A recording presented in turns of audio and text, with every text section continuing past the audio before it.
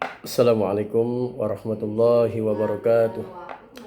Bismillahirrahmanirrahim. Alhamdulillahirrabbilalamin.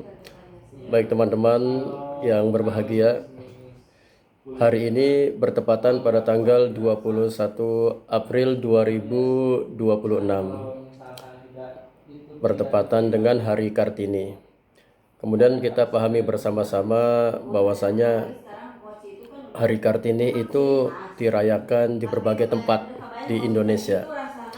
Lalu di dalam pandangan Islam itu seperti apa? Di situ ada Hari Kartini, kemudian sebagai tokohnya adalah Raden Ajeng Kartini, seorang muslimah. Islam memuliakan perempuan. Sebagaimana Allah Subhanahu wa taala menyampaikan di dalam Al-Qur'an, "Walahunna mithlul ladzi 'alaihinna bil ma'ruf." Dan para perempuan mempunyai hak yang seimbang dengan kewajibannya menurut cara yang patut. Di dalam Quran surah Al-Baqarah ayat 228. Ayat ini menegaskan bahwa dalam Islam perempuan bukan makhluk kelas 2. Mereka memiliki hak dan kewajiban yang sama dengan laki-laki. Yang kedua, teman-teman, kewajiban menuntut ilmu untuk perempuan. Sebagaimana Rasulullah Shallallahu Alaihi Wasallam menyampaikan dalam sebuah hadis, "Thalabul ilmi faridatun ala kulli muslimin wa muslimatin." Mencari ilmu itu wajib hukumnya bagi setiap muslim laki-laki dan muslim perempuan. Artinya tidak ada perbedaan apakah itu laki-laki maupun perempuan, semuanya wajib, semuanya memiliki hak untuk mendapatkan ilmu pengetahuan. Kemudian selanjutnya yang ketiga, kesetaraan di hadapan Allah, bukan kesamaan peran. Allah Subhanahu wa taala berfirman di dalam Al-Qur'an, "Man 'amila sholihan min dzakarin aw unsa wa huwa mu'minun falanuhyiyannahu hayatan thayyibah." Barang siapa yang mengerjakan amal soleh, baik laki-laki maupun perempuan, dalam keadaan beriman, maka pasti akan kami berikan kepadanya kehidupan yang lebih baik. An-Nahl ayat 97. Tentu Islam tidak membedakan nilai manusia berdasarkan gender, tetapi berdasarkan iman dan amal yang dikerjakan kita selaku manusia, baik laki-laki maupun perempuan ketika hidup di dunia ini. Kemudian yang keempat, kemuliaan perempuan sebagai seorang ibu. Rasulullah Shallallahu Alaihi Wasallam menyampaikan dalam sebuah hadisnya, "Ummuka, summa ummuka, summa ummuka, summa abuka." Hadis ini dilandasi oleh seorang pemuda yang datang kepada Rasulullah Shallallahu Alaihi Wasallam kemudian bertanya,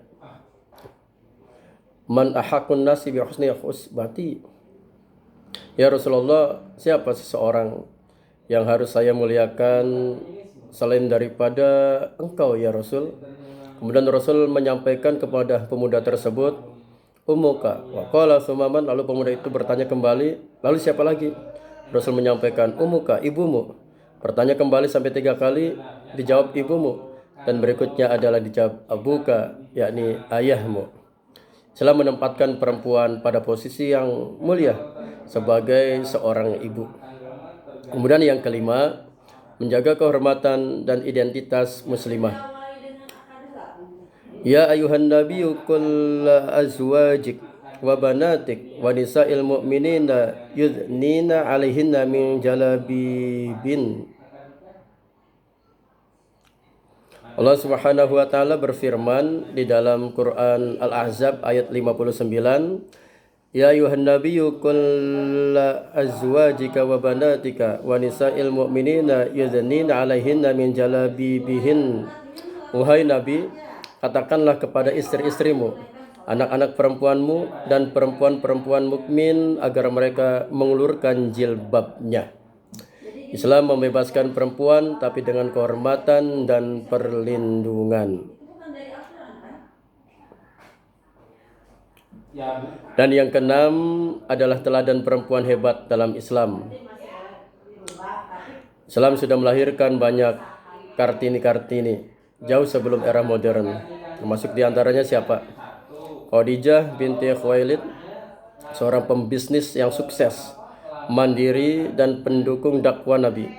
Kemudian Aisyah binti Abu Bakar, seorang ulama perempuan, guru bagi para sahabat. Dan ini bukti bahwa perempuan bisa memiliki ilmu, kemudian berpengaruh, kemudian memiliki kontribusi yang besar bagi Islam maupun dunia.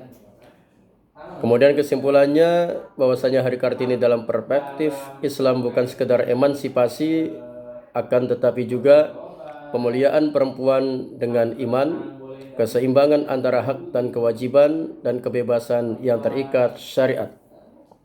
Dan kalau kita melihat konteks yang sekarang, muslimah masa kini diharapkan agar cerdas seperti Kartini, tangguh seperti Khadijah, berilmu seperti Aisyah, dan tetap taat kepada Allah Subhanahu wa taala. Mudah-mudahan bermanfaat. Wassalamualaikum warahmatullahi wabarakatuh.